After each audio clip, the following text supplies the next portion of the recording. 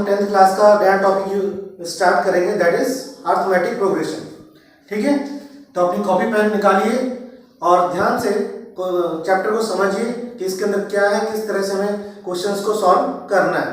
ठीक है, एकदम स्टार्टिंग से हम इसको समझेंगे, सारी चीजें एक करके समझ में आएंगी, किस तरह से फॉर्मूले हैं और किस तरह से हम इनको यूज करेंगे। और एनसीईआरटी के बहुत ही कुछ इंपॉर्टेंट और सारे कॉन्सेप्ट लेते हुए चलेंगे जो क्वेश्चंस के अकॉर्डिंग हम करेंगे। ठीक है, तो सबसे पहले हम समझते हैं सीक्वेंस। ये सीक्वेंस क्या होता है? तो सीक्वेंस क्या है? सेट ऑफ नंबर्स, कुछ नंबर्स को एक सेट नंबर्स का सेट जो पर्टिकुलर किसी ऑर्डर को फॉलो करता हो। जैसे एक सीक्वेंस में हमारे पास नंबर है 2, 4, 8, 16। एक ही नंबर है, एक सीरीज हमारे पास है, that is a sequence 1, 4, 9, 16, that is a sequence 2, 8, 11, that is also a sequence. देखते हैं फर्स्ट सीक्वेंस में क्या है, 2, 4, 8, 16। तो यहाँ पर क्या है, 4 कैसे आया? 2 से मल्टीप्लाई किया 4 आ गया, फिर 2 से मल्टीप्लाई किया 8 आ गया, 2 से मल्टीप्लाई किया 16 आ गया। तो एक सेट है 8 नंबर्स का जिसमें एक रूल फॉलो हो रहा है कि डबल हो जा रहा है नेक्स्ट टर्म। ठीक है, 2 से मल्टीप्लाई करके नेक्स्ट टर्म आ रही है, दैट इज ए सीक्वेंस। यहाँ पर देखते हैं 1, 4, 9, 16। तो यहाँ पर ये 1 का स्क्वायर है, ये 2 का स्क्वायर है, ये 3 का स्क्वायर है, that is 4 square, that is also a sequence. एक डेफिनेट पैटर्न के अकॉर्डिंग ये नंबर्स आ रहे हैं। यहाँ पर क्या हो रहा है, नेचुरल नंबर का स्क्वायर है। अब यहाँ पे देखते हैं 2, 5, 8, 11। तो 2 में 3 ऐड करें तो 5 आ रहा है, 5 में 3 ऐड करें तो 8 आ रहा है, और 8 में 3 ऐड करें तो 11 आ रहा है। तो all these types of sequence जो है किसी ना किसी ऑर्डर को फॉलो कर रहे हैं। ठीक है, किसी ना किसी रूल को फॉलो कर रहे हैं। तो इस तरह के नंबर्स का सेट जो किसी रूल्स को फॉलो करेगा, दैट इज कॉल्ड सीक्वेंस। अब हम हमारे टॉपिक पे आते हैं कि फिर एपी क्या चीज है, अरिथमेटिक प्रोग्रेशन क्या होता है। तो वो सारे सीक्वेंस जिनके अंदर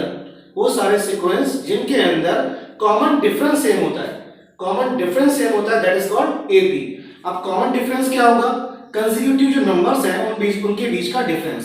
समझते हैं यहाँ पर, जैसे इनका डिफरेंस ले हम तो 4 - 2 कितना होगा? 2, और 8 - 4 कितना हो जाएगा? 4। तो यहाँ पर कॉमन डिफरेंस सेम नहीं है।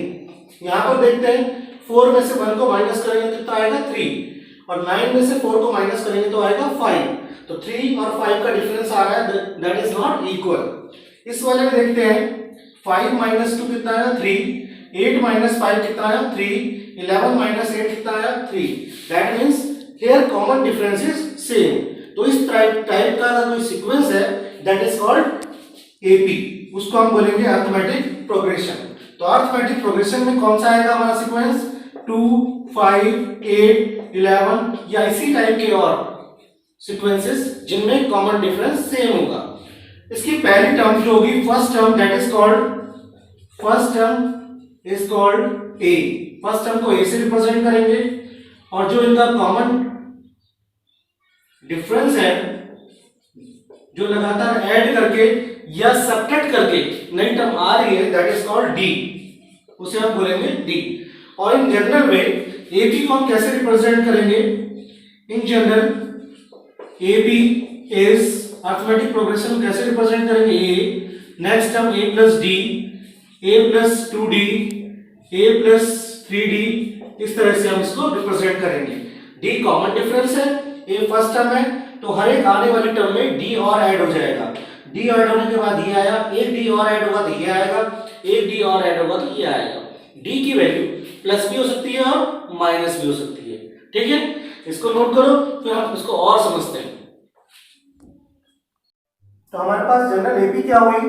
ए plus d, a plus 2d, a plus 3d and so on. इसी तरह से आगे बढ़ते जाएंगे, और डी की वैल्यू जैसे कि बताया प्लस भी हो सकती है और माइनस में भी हो सकती है। अब हम इसकी निकालते हैं जनरल टर्म। इसकी जनरल टर्म क्या होगी?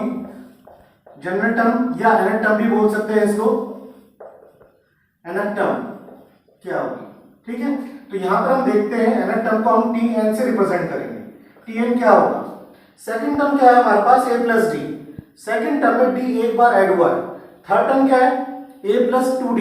थर्ड टर्म में d कितनी बार ऐड हुआ है? 2 बार, 2 टाइम्स। और फोर्थ टर्म में कितनी बार ऐड हुआ है? 3 टाइम्स। अगर 20th टर्म निकालेंगे तो कितनी बार ऐड होगा, 20 में से एक कम। इसका मतलब nth टर्म अगर हम निकालना चाह रहे हैं तो d कितनी बार ऐड होगा, एक कम, मतलब n माइनस 1 टाइम्स। दोबारा समझते हैं, सेकंड टर्म क्या है, a प्लस डी, डी एक बार ऐड हुआ है सेकंड टर्म में, d एक बार, थर्ड टर्म में d दो बार, फोर्थ टर्म में d तीन बार, तो nth टर्म में d क्या होगा, a प्लस एक कम बार d ऐड होगा। तो nth टर्म हमारी क्या हो जाएगी, a plus n minus 1d। तो कोई भी सीक्वेंस की कोई टर्म हमें निकालनी हो, जैसे 50th टर्म हमें निकालनी है और शुरू की 4 टर्म्स हमें दी हुई है, तो a प्लस 50 माइनस 1d। अगर हमें 20th टर्म निकालनी है तो a प्लस 20 माइनस 1d, मतलब a plus 19d। 25th term निकालनी है, मान लो t25 निकालना है, तो t25 क्या हो जाएगा, a प्लस 25 माइनस 1d, मतलब a प्लस 24d। तो इस तरह से हम इस फॉर्मूले का इस्तेमाल करेंगे जनरल टर्म निकालने में, नंबर ऑफ टर्म्स निकालने में, या कोई टर्म हमें दी हुई है चेक करने में, इस सारा हम इसका इस्तेमाल करेंगे। और हमारे पास एनसीईआरटी में शुरू की जो फर्स्ट एक्सरसाइजेस हैं उनके अंदर इसी से रिलेटेड हमारे पास क्वेश्चन हमको मिलेंगे। ठीक है, इसे नोट करें। अब हम क्या करेंगे, एपी का सम कैसे निकालना है उसके लिए फॉर्मूला टाइप करते हैं, और बहुत ही इंपॉर्टेंट है, एग्जाम में भी अक्सर पूछ लिया जाता है, बोर्ड के एग्जाम में भी, और सबको आना चाहिए। देखते हैं कैसे ड्राइव होगा। तो हम निकाल रहे हैं sum of AP, sum of AP कैसे निकालेंगे, उसका फॉर्मूला ड्राइव करना है। तो हमारे पास एपी जो है उसको हम ऐसे लिख सकते हैं, मान लो n टर्म्स का सम क्या है, Sn। तो एपी हमारे पास क्या है, a plus d, a plus 2d, और लास्ट टर्म हमारे पास क्या आएगी, a plus n minus 1d। ठीक है, और इससे पहली टर्म क्या होगी, a plus n minus 2d, और बीच में और सारी टर्म। ठीक है, इसी को हम दूसरे तरीके से लिखते हैं रिवर्स करके, Sn equal to last term को हम पहले लिख देते हैं a plus n minus 1d, a plus n minus 2d, और बीच में इसी तरह से और टर्म आ गई, यहां पर a प्लस d और इसके साथ a। ठीक है, तो Sn मतलब सारी टर्म्स का सम जो एपी में है, और जनरल एपी हमें पता है क्या होती है, a plus D, a plus 2d, और इस तरह से last term a plus n minus 1d तक। इसी को हमने रिवर्स करके लिख दिया है, तो ये हमारे पास आ गया है। अब हम इसको क्या कर देते हैं, ऐड कर लेते हैं। ऑन एडिंग, तो Sn प्लस Sn कितना हो जाएगा, 2Sn। यहां से इसको ऐड करेंगे तो कितना आएगा, देखो हमारे पास a plus a 2a plus n minus 1d। ठीक है, और इन दोनों को ऐड करेंगे तो भी क्या आएगा, a plus a 2a plus n minus 2 plus d करेंगे तो n माइनस 1d। इसी तरह से हमारे पास आता जा रहा है, और इन दोनों को ऐड करेंगे तो वही आ रहा है 2a plus n minus 1d, और लास्ट वाली टर्म को ऐड करेंगे तो भी यही आ रहा है 2a plus n minus 1d। बात समझ में आ रही है? तो हर एक पे दोनों का एडिशन कितना आ रहा है, 2a plus n minus 1d। कितनी बार हो गया ये, n टाइम्स ही आया, हर एक टर्म्स में यही आया है, तो इसको हम लिख सकते हैं n टाइम्स हमारे पास आया है 2a plus n minus 1d। ठीक है, एक बार, दो बार, तीन बार, n टर्म्स है हमारे पास, तो n बार ही हमारे पास आ गया है। तो किसकी वैल्यू आई है, 2Sn की। तो Sn इक्वल टू क्या होगा, n अपॉन 2a, ये 2 यहां से नीचे चला जाएगा, 2a plus n minus 1d। ठीक है, तो इस तरह से हम एपी का सम निकाल सकते हैं। कोई भी एपी हमें दी हुई हो, उसका n टर्म्स का सम निकालना हो, तो इस फॉर्मूले का हम इस्तेमाल करेंगे। Sn इक्वल टू जितनी टर्म्स निकालनी हो, n वो नंबर है, जैसे 10 टर्म्स का सम निकालना है तो n इक्वल टू 10 रखेंगे। फर्स्ट टर्म हमें दी होगी, कॉमन डिफरेंस हम निकाल लेंगे कंसेक्यूटिव टर्म्स को माइनस करके, तो Sn का यूज करेंगे हम नंबर ऑफ टर्म्स जो दी हुई है उनका सम निकालने के लिए। ठीक है, और कैसे ये फॉर्मूला आया ये हमने इस तरह से अब समझा, बहुत ही इजी वे में 3 स्टेप पे हम सारा फॉर्मूला टाइप कर लेते हैं, और that is very easy and very very important. Okay, note it down. आप कुछ क्वेश्चन चेक करते हैं एनसीईआरटी से, कुछ इंपॉर्टेंट कुछ सिलेक्टेड क्वेश्चन लिए हैं पूरे चैप्टर को ढंग से समझने के लिए। तो शुरू की फर्स्ट 2-3 एक्सरसाइजेस को हम इन क्वेश्चंस के बेस समझेंगे। तो फर्स्ट क्वेश्चन है, बहुत इजी है, right first four terms of the AP, जिसकी a इक्वल टू दिया हुआ है 4, मतलब फर्स्ट टर्म 4 है एंड कॉमन डिफरेंस है -3। तो किस तरह से हमें सॉल्व करना है, ध्यान से समझते हैं। a इक्वल टू 4 गिवन है और d की वैल्यू क्या है -3। तो फर्स्ट टर्म तो हमारे पास क्या हो जाएगी, जो a है दैट इज 4। सेकंड टर्म के लिए क्या बताया था, a प्लस डी या t1 प्लस डी कह सकते हैं उसको, ठीक है। तो 4 और d की वैल्यू क्या है हमारे पास -3, तो 4 - 3 क्या आ जाएगा 1। t3 क्या होगा, t2 में फिर दोबारा d ऐड करना है, t2 हमारे पास 1 है, 1 - 3 दैट इज -2 और फोर्थ टर्म हमारे पास क्या होगी t3 प्लस d और t3 हमारे पास -2 है, -3 दैट इज -5।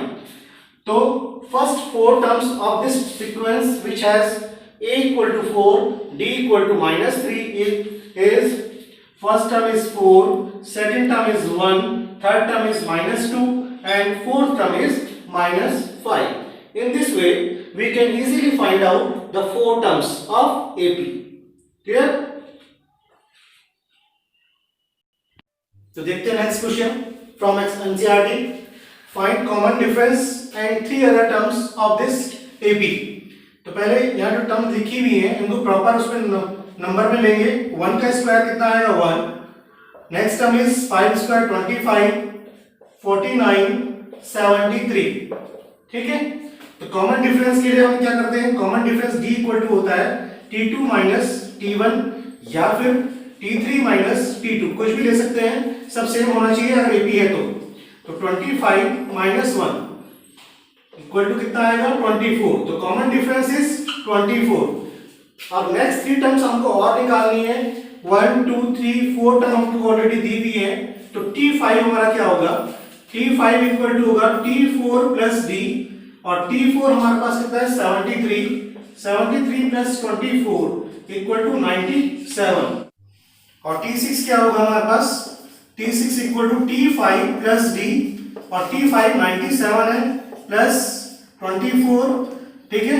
तो कितना हो जाएगा 121 और t7 equal to t6 plus d, तो 121 plus 24 that is equal to 145, ठीक है। तो इसमें हमें d निकालना था, d की वैल्यू आ गई 24 और next three terms are 97, 121 and 145, okay. तो देखते हैं next question, find 11 term of this AP। तो 11 टर्म निकालने के लिए a इक्वल टू हमारे पास कितना है -3, d की वैल्यू हम निकालते हैं पहले -1/2 -3, t2 माइनस t1 कितना आएगा -1/2 प्लस 3, एलसीएम ले लेंगे इसका 2, तो -1 प्लस 3 2 जा 6, -1 प्लस 6 कितना आया हमारे पास कॉमन डिफरेंस 5/2, ठीक है। इसी कैटेगरी में क्वेश्चन है, 1 मार्क्स के लिए इंपॉर्टेंट है, कभी कभी 2 मार्क्स में भी ऐसे क्वेश्चन आ जाते हैं, ठीक है। अब हमारे पास निकालनी है 11 टर्म हमको निकालनी है। 11 टर्म के लिए tn वाला फॉर्मूला लगाएंगे, tn इक्वल टू क्या था a plus n minus 1 d, तो 11 टर्म क्या होगी a प्लस 11 माइनस 1 d, तो t11 इक्वल टू हो जाएगा -3 प्लस 10 और d की वैल्यू 5/2, 2 5 जा 10, तो t11 इक्वल टू हो गया 25 माइनस 3 दैट इज 22। तो t11 of this AP is, next question देखते हैं, which term of this AP is 78। तो nth टर्म का इस्तेमाल, nth टर्म वाले फॉर्मूले का इस्तेमाल और कैसे करना है वो हम समझते हैं। यहाँ पर here a इक्वल टू 3 है, कॉमन डिफरेंस निकालते हैं, 8 माइनस 3 कितना हो गया 5 और which term of the AP is 78, मतलब मान लीजिए nth टर्म कितनी है 78 और n हमें निकालना है, ठीक है। तो which term of AP is 78 का मतलब nth टर्म 78 है और n की वैल्यू हमको निकालनी है। तो nth टर्म का फॉर्मूला हम क्या लगाएंगे, a plus n minus 1 d, value put करेंगे 78 equal to 3 plus n minus 1 और d की वैल्यू कितनी है 5, 78 माइनस 3 कितना हो जाएगा 75 n माइनस 1 इंटू 5, 75 को 5 से डिवाइड कर देंगे दैट इज n माइनस 1 कितनी बार जाएगा 15, तो 15 equal to n minus 1 implies that and equal to 16. That means 16th term is 78. तो इस AP के लिए 16th term है 78. तो our answer is 16th term is 78. Clear? Next question देखते हैं AP में 31st टर्म ऑफ AP निकालना है. 11th टर्म 38 है और 16th टर्म 73 हमको गिवन है. ठीक है, तो 30 31 हमको फाइंड आउट करना है, जिसमें से T11 हमको दिया हुआ है दैट इज 38 और T16 हमको दिया हुआ है दैट इज 73. तो Tn इक्वल टू हमारे पास क्या होता है a plus n minus 1d. तो T11 क्या हो जाएगा a प्लस 10d और जिसकी वैल्यू है 38, इक्वेशन नंबर फर्स्ट, और यहाँ से a plus 15d equal to हो जाएगा 73 दैट इज इक्वेशन नंबर 2. इनको अगर सब्ट्रैक्ट कर देते हैं तो a प्लस 15d में से इसको माइनस करेंगे इक्वेशन 2 माइनस इक्वेशन फर्स्ट को, तो 15d माइनस 10d कितना बचेगा 5d, a से a कैंसिल हो जाएगा, और 73 माइनस 38 तो 5d इक्वल टू हमारे पास हो जाएगा कितना 35. तो d इक्वल टू हो गया 7. ठीक है, d की वैल्यू हमारे पास आएगी 7. d की वैल्यू हमारे पास आ गई 7. फर्स्ट इक्वेशन में हम d की वैल्यू रख देते हैं a प्लस 10 और d की जगह 7 इक्वल टू 38. तो हमारे पास a इक्वल टू कितना आएगा 38 माइनस 70 कितना आ जाएगा माइनस 32. तो a की वैल्यू आ गई हमारे पास माइनस 32 और हमें निकालना क्या था T31. Therefore T31 equal to क्या होगा a प्लस 30d और a प्लस 30d मतलब माइनस 32 प्लस 30 और d की वैल्यू कितना है 7. तो माइनस 32 प्लस 210 तो T31 इक्वल टू हमारे पास आ जाएगा 178. तो 178 is our answer. D equal to 7, A equal to minus 32 and T31 is 178. तो नेक्स्ट क्वेश्चन देखते हैं हम. सारी चीजें धीरे धीरे हम अनंत टर्म का इस्तेमाल कैसे कर रहे हैं, स्टेप बाय स्टेप हम लेके चल रहे हैं, तो समझ में आ रही होगी. ध्यान से इनको पॉज करके क्वेश्चंस को नोट करना है आप लोगों ने. अभी क्वेश्चन हम जो ले रहे हैं that is very important question from NCERT. Which term of AP will be 132 more than 54th term. ठीक है, कौन सी टर्म एपी की 54th टर्म से 132 ज्यादा है, और एपी हमें दी हुई है. एपी क्या है, a इक्वल टू कितना है यहाँ पर 3 है और d की वैल्यू 15 माइनस 3 कितना हो जाएगा 12. लेट रिक्वायर्ड टर्म हमारी जो है required term is nth term, मतलब टर्म क्या होगी Tn. ठीक है, अब ये Tn जो है 132 ज्यादा है, 132 मोर देन T54. ठीक है, सेंटेंस कैसे बनाएंगे, which term of the AP more 132 more than 54th term. तो Tn इज 132 मोर मतलब प्लस देन T54. तो Tn की वैल्यू क्या होगी हमारे पास, सारी वैल्यूज हम पुट करेंगे, या फिर हम इसको ऐसे भी लिख सकते हैं Tn minus T54 equal to 132.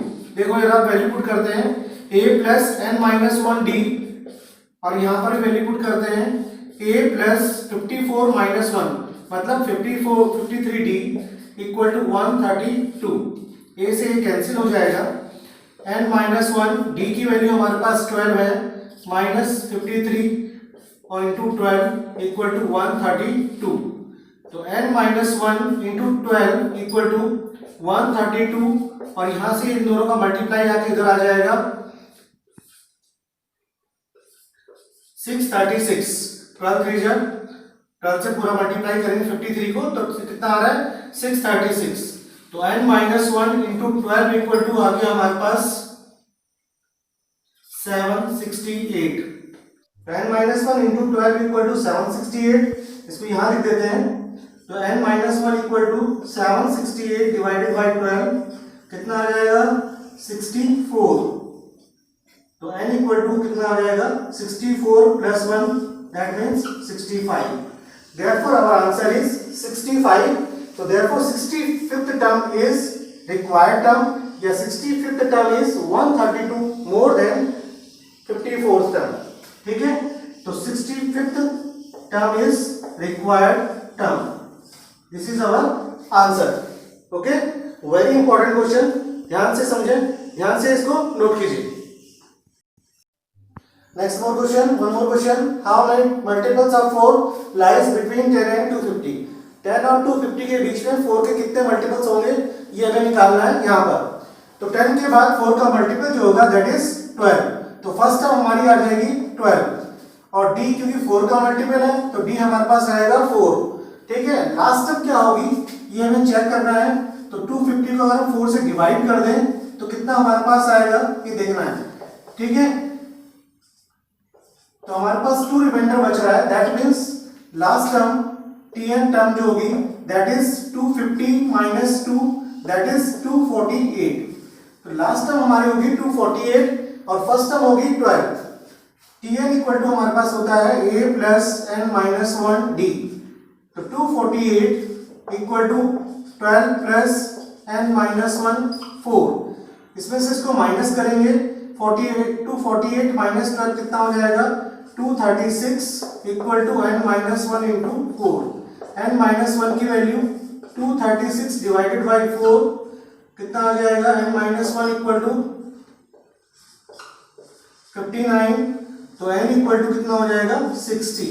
That means there are 60 terms which are multiples of 4 lie between 10 and 250. Okay, noted. Okay students, इस तरह से हमारी एनसीईआरटी की 5.1 और 5.2 exercise of the chapter arithmetic progression complete हो जाएगा. अगर ये सारे क्वेश्चंस आप लोग समझ लेते हैं, अच्छे से कर लेंगे तो सारे क्वेश्चन आप कर पाएंगे. फिर भी कोई प्रॉब्लम अगर रहती है, कंफ्यूजन रहता है तो नंबर आपको पता ही है, नंबर उसमें भी आ रहा है.